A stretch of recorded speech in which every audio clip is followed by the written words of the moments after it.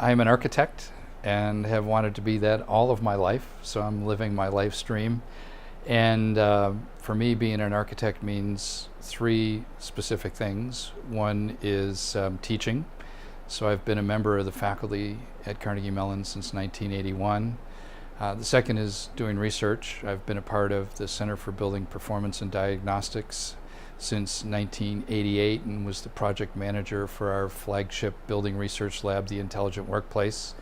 And the third piece is practice. So I have the ideal circumstance in that I can do all three of those things simultaneously, and I find that each one informs the other and I think makes me more effective as an architect.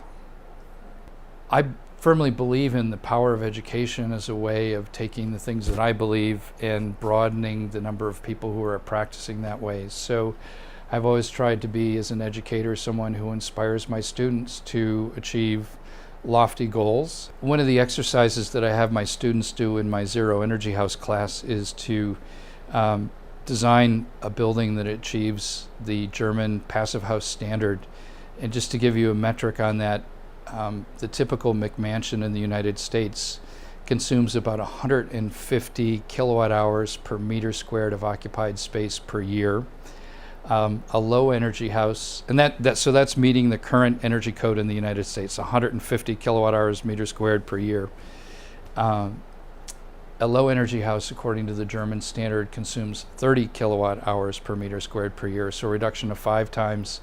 And to meet the passive house standard in Germany, your heating load has to be less than 15 kilowatt hours per meter squared per year. So a factor of 10 times, and it's doable. So it's not futuristic, it's not pie in the sky ideas.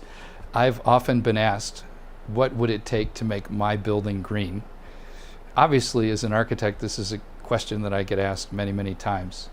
In the extreme, the 3 points that I would make are that the building needs to be zero energy, it needs to be zero carbon, and it needs to be zero water. Is that achievable? Only in the rarest of circumstances, but it really clearly establishes a goal that we can all aspire to.